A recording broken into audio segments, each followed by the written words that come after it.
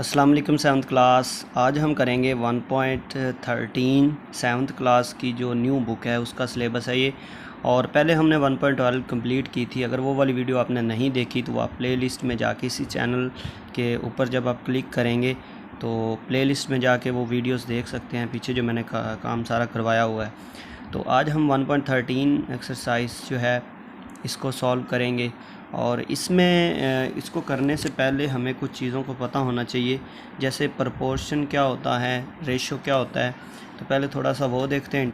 तो देखिए, सबसे पहले इसमें है जी प्रपोर्शन की डेफिनेशन ये खड़ी है जी, यहाँ पे हम इसको देखते हैं थोड़ा सा। देखें आप, proportion is a mathematical comparison between two ratios. अगर दो रेशो दी जाती हैं उनके दरमियान जो मैथमेटिकल कंपैरिजन होता है उसको हम क्या बोलते हैं जी, उसको हम प्रपोर्शन बोलते हैं। The equality of to ratio originate proportion. अगर हम दो रेशो ले रहे हैं, जैसे ये नीचे एग्जांपल्स आप देख सकते हैं। अगर हमारे पास ये ए रेशो बी और ये जो प्रपोर्शन का 4 डॉट लगे हुए हैं इसको हम प्रपोर्शन बोलते हैं। और आगे है जी सी रेशो डी, ठीक है, ये बी है, सी रेशो डी।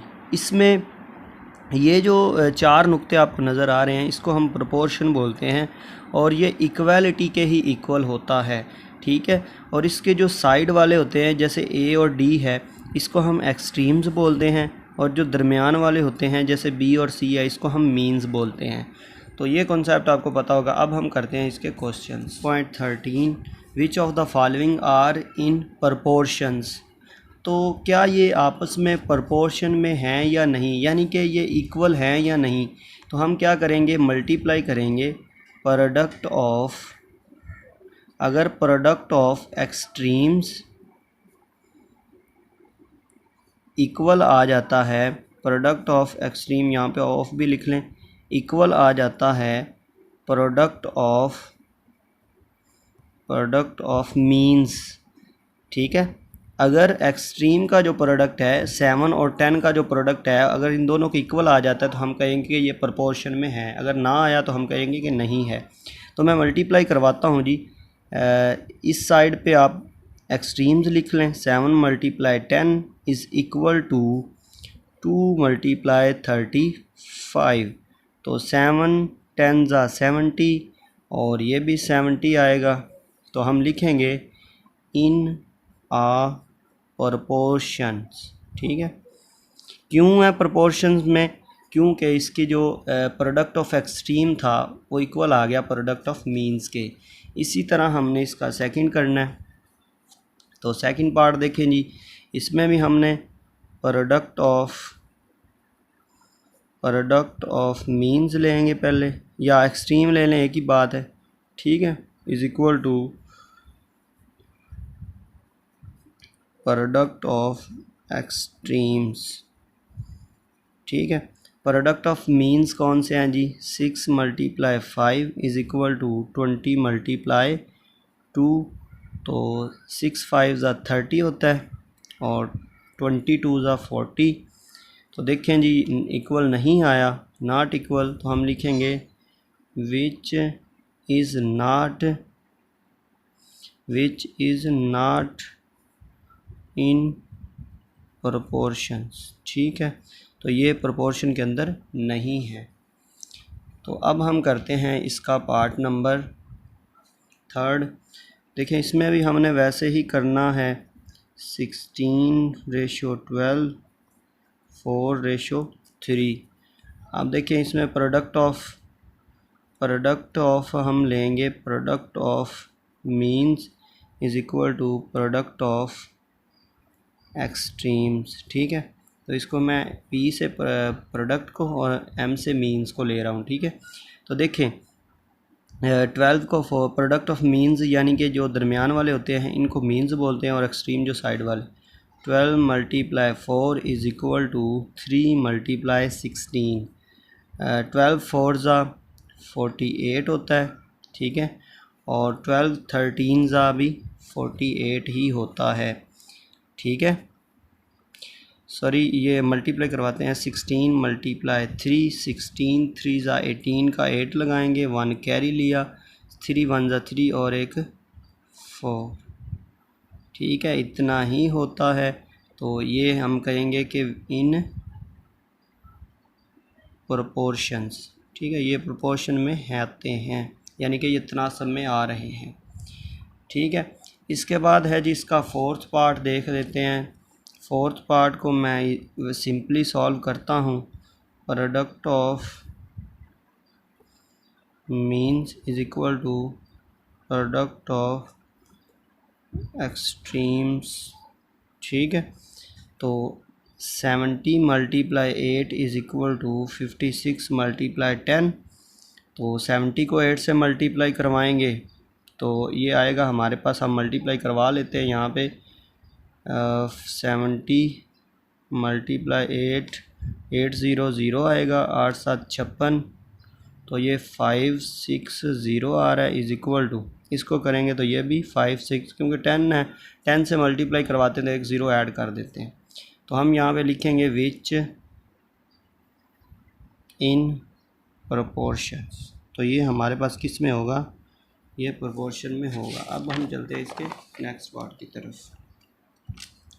तो नेक्स्ट है हमारे पास, इसमें भी हमने एज इट इज़ ही वही method, product of means is equal to product of extreme करेंगे। ठीक है, मीन्स जो हैं वो 50 मल्टीप्लाई 9 है, इज़ इक्वल टू 30 मल्टीप्लाई 15, 900। ठीक है, और ये आ गया 45, 900 आएगा, 9 5 ज़ा 45 इज़ इक्वल टू, अब 15 को 30 से मल्टीप्लाई करवाना है, 0 0, 3 5 ज़ा 15 का, 5 1 कैरी लिया, 3 1 ज़ा 3 और एक 4054। तो ये हमारे पास क्या आ रहा है जी, वही आ रहा है। हम लिखेंगे विच इज़ इन प्रोपोर्शंस। ठीक है, तो ये प्रोपोर्शन में होगा। इसके बाद है हमारे पास इसका लास्ट पार्ट, देखें जी, इसमें भी हमने वैसे करना है, मगर मैं 20 को मल्टीप्लाई पहले लिख लेते हैं इसको एक दफ़ा। ठीक है, प्रोपोर्शन में तो देखें 3 मल्टीप्लाई 4 करेंगे इज़ इक्वल टू 40 मल्टीप्लाई 20। ठीक है, ये तो 12 आ गया, और इसका जो आएगा वो आएगा जी 800। तो ये नॉट इक्वल, इक्वल नॉट हम लिखेंगे which is not in proportions. ठीक हो गया। तो ये था जी क्वेश्चन नंबर 1। इसके बाद है क्वेश्चन नंबर 2। उम्मीद है कि आपको क्वेश्चन 1 की समझ आई होगी। अब करते हैं question number 2। Find the value of variable in the following proportion. अब वेरिएबल क्या होता है, assemble having different numerical value is called variable. तो इसमें एक्स वेरिएबल है, क्योंकि एक्स की जगह पे हम 1 2 3 4 जो भी पुट करते जाएँ उसी हिसाब से इसकी वैल्यू चेंज हो सकती है। तो इस फार्मूला वही है इसमें भी, प्रोडक्ट ऑफ मीन्स, ठीक है, is equal to product of extremes. Formula हमने सेम ही लगाना है। ठीक है, एक्स को 6 से करवाएंगे तो 6x आएगा। इसी तरह 50 मल्टीप्लाई 7 करेंगे, 6x इज़ इक्वल टू 7 0 ज़ा 0, 7 0 0 ही होता है, 7 5 ज़ा 35। अब देखें, हमने तो x की वैल्यू निकालनी है, 6 इधर मल्टीप्लाई हो रहा है, दूसरी साइड पे जाके क्या हो जाएगा, डिवाइड, 3 5 डिवाइडेड बाय 6। अब इसको हमने 35 0 को डिवाइड करवाना है 6 पे, 6 5 ज़ा 30। ठीक है, और माइनस करेंगे तो आएगा हमारे पास 5 और 0। तो इसके बाद हमने 6 का टेबल पढ़ना है कि 50 तक आ जाए। तो हम 6 6 ज़ा 36, 6 2 ज़ा 42 और 6 7 ज़ा 48। तो ये हमारे पास 48 आ रहा है, तो हम 2 लगाएंगे। ठीक है, इसके बाद पॉइंट और यहाँ पे 0। ठीक है, जब 0 लगाएंगे तो आप देखें, अब हमने 6 का टेबल पढ़ना है 20 तक। 6 3 ज़ा 18, माइनस करें 2 आ गया, तो ये चलता जाएगा। तो हम इसका 70 यही लिखेंगे, 57.3, यानी कि x की जो वैल्यू हमारे पास आई है वो 57.3 आई है। तो ये x की वैल्यू है। अब हम करते हैं इसका नेक्स्ट पार्ट। देखें, इसमें भी हमने एज इट इज़ वैसे ही करना है, प्रोडक्ट ऑफ यानी कि 8 मल्टीप्लाई 45 करेंगे और 20 मल्टीप्लाई वाई करेंगे, ठीक है। यानी कि ये जो मीन्स होते हैं इनको मल्टीप्लाई करवाया और एक्सट्रीम्स को करवाया।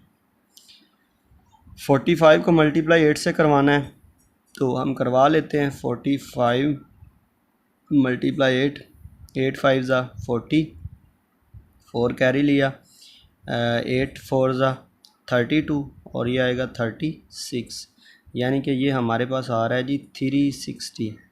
अब 20 वाई आएगा, हमने तो फाइंड करनी है वाई की वैल्यू, 20 इधर जाके डिवाइड हो जाएगा, ठीक है। 20 को हम कर रहे हैं जी डिवाइड, ये 0 से 0 कैंसिल, 2 1 ज़ा 2 और 2 8 ज़ा 16, यानी कि इसका जो आंसर आएगा वो हमारे पास क्या आ रहा है जी 18 वाई।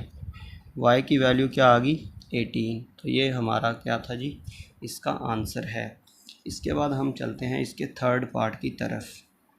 देखिए जी थर्ड पार्ट में हमारे पास जो वेरिएबल दिया हुआ है वो z है, तो इसमें भी वही फार्मूला लगाना है, product of means is equal to product of extremes, ठीक है। तो ये फार्मूला सब के अंदर आपने यूज़ करना होता है। 9 को मल्टीप्लाई 15 से करवाना है क्योंकि मीन्स वैल्यू ये है, एक्सट्रीम 35 मल्टीप्लाई z, ठीक है।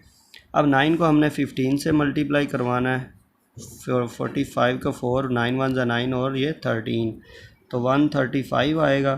35 मल्टीप्लाई z, अब 35 इधर मल्टीप्लाई दूसरी साइड पे जाके डिवाइड होगा, तो इसको हम डिवाइड कर देते हैं, ठीक है। अब इसको 35 को हमने डिवाइड करवाना है जी 35 पे ही, 135 को 35 पे डिवाइड करवाना है, तो इसका आंसर हमारे पास 3.5 आएगा। इसके बाद है इसका जो फोर्थ पार्ट वो करते हैं, जो कि लास्ट पार्ट है इसका। इसमें भी हमने वैसे ही करना है, product of means is equal to product of extremes, ठीक है। प्रोडक्ट ऑफ मीन्स और प्रोडक्ट ऑफ एक्सट्रीम्स करेंगे। मीन्स जो हैं वो 2 मल्टीप्लाई 24 आ रहा है और एक्सट्रीम मल्टीप्लाई तो 18 को w से मल्टीप्लाई करेंगे। अब इसको हम मल्टीप्लाई करवाएंगे, 2 4 ज़ा 8, 2 2 ज़ा 4।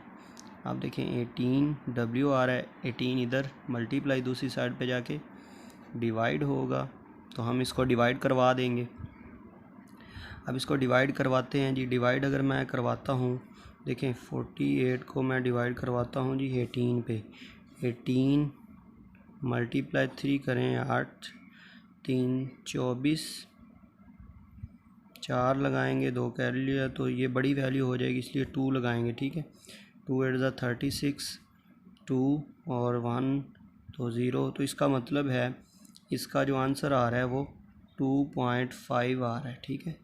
समथिंग यही आएगा, तो ये इसका आंसर है।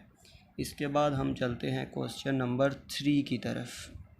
तो बहुत ही इम्पोर्टेंट क्वेश्चन है question number 3। If 7 kg potatoes cost 140 rupees, how much we pay for 12 kg potatoes. तो पहले तो हम लिखते हैं जी, पोटैटो लिखेंगे पहले, ठीक है। पोटैटोज़ kg के अंदर पहले कितने थे जी 7 kg, और इनकी जो प्राइस है वो कितनी है, प्राइस या आप कॉस्ट लिख सकते हैं, वो कितनी है जी 140। अब जो पोटैटो थे वो कितने बढ़ गए हैं, how much we pay for 12 kg कितने के होंगे, वहाँ पे हम x लिख देंगे, ठीक है। आप देखें एक चीज़ आपने यहाँ पे समझनी है, डायरेक्ट प्रोपोर्शन और इनडायरेक्ट, या डायरेक्ट प्रोपोर्शन या इन्वर्स प्रोपोर्शन। अगर एक चीज़ के बढ़ने से दूसरी बढ़ रही है, ठीक है, अगर एक क्वांटिटी के बढ़ने से दूसरी उसी हिसाब से बढ़ रही हो तो उसको हम डायरेक्ट बोलते हैं। क्या बोलते हैं जी डायरेक्ट। अगर एक के बढ़ने से दूसरी कम हो रही है तो उसको हम इनडायरेक्ट बोलते हैं, ठीक है। तो ये दो चीज़ें आपने यहाँ पे समझनी है। देखिए 7 kg अगर 140 रुपीज़ के हैं तो 12 कितने के होंगे, साफ ज़रा ज़्यादा ही होंगे ना। तो ये वाला जो एरो होता है ये हमने हमेशा ऊपर की तरफ लगाना होता है, और ये क्वांटिटीज़ को देख के लगाएंगे। अब देखें 7 kg 140 के हिसाब से जब kg यानी कि वज़न जो है या उसका जो मास बढ़ाएंगे तो पैसे भी बढ़ जाएंगे। तो ये भी हम डायरेक्ट ही यानी कि ऊपर की तरफ एरो जाएगा। अब देखिए जो वैल्यूज़ हमने लिखनी होती है वो एरो का जो टेल होता है ना उसको ऊपर लिखते हैं और जो हेड होता है वो वाली वैल्यू नीचे आती है। ठीक है, इसी तरह इसको भी एक्स जो है वो ऊपर आएगा, 140 नीचे आएगा। ठीक है, अब क्रॉस मल्टीप्लाई 140 को 12 से मल्टीप्लाई करवाना होता है। ठीक है, और जो नीचे वाली वैल्यू हो उसको हमने एक्स से यानी कि इसको यूँ मल्टीप्लाई हम करवा रहे हैं, क्रॉस मल्टीप्लिकेशन इसको बोलते हैं। ठीक है, अब देखें अब 7 इधर मल्टीप्लाई हो रहा है, दूसरी साइड पे जाके क्या होगा, डिवाइड। ठीक है, तो 7 को हमने डिवाइड करवा दिया इधर जाके। अब देखें कैंसिल करना है, 7 2 ज़ा 14 और ये 0 इसके साथ लगाएंगे। अब हमने 20 को, तो अब देखें 20 को हमने मल्टीप्लाई करवाना है 12 के साथ। 12 2 0 0 2 2 ज़ा 4 मल्टीप्लाई 1 0 0 1 2 ज़ा 2 तो 0 4 2। तो इसका जो है 240 रुपए के 12 किलो आलू या पटाटो जो हैं वो आएंगे। दोबारा देखें ये वाला क्वेश्चन, इसका रिव्यू। इसमें जो है हमारे पास 7 kg पटाटो की जो प्राइस थी वो 140 दी गई थी। उसने कहा कि 12 किलो अगर मैंने लेने हैं तो कितनी प्राइस लगानी पड़ेगी। तो ये डायरेक्ट था क्योंकि जब हम वज़न उसका बढ़ाएंगे तो उसके पैसे भी बढ़ जाएंगे, ज़्यादा किलो लेंगे तो ज़्यादा पैसे देने पड़ेंगे ना। तो ये डायरेक्ट था, ऊपर की तरफ एरो गए। अब वैल्यूज़ जो होती हैं वो हमने एरो को देख के लगानी होती है, जैसे जो जिसकी तरफ इसकी टेल हो वो ऊपर वैल्यू लिखते हैं, हेड वाली नीचे। इसी तरह हमने ये लिखा, क्रॉस मल्टीप्लाई किया और आंसर निकाल दिया। अगर वीडियो अच्छी लगी है तो लाइक करें, सब्सक्राइब नहीं किया तो सब्सक्राइब करें। मिलते हैं नेक्स्ट वीडियो में, तब तक के लिए अल्लाह हाफिज़।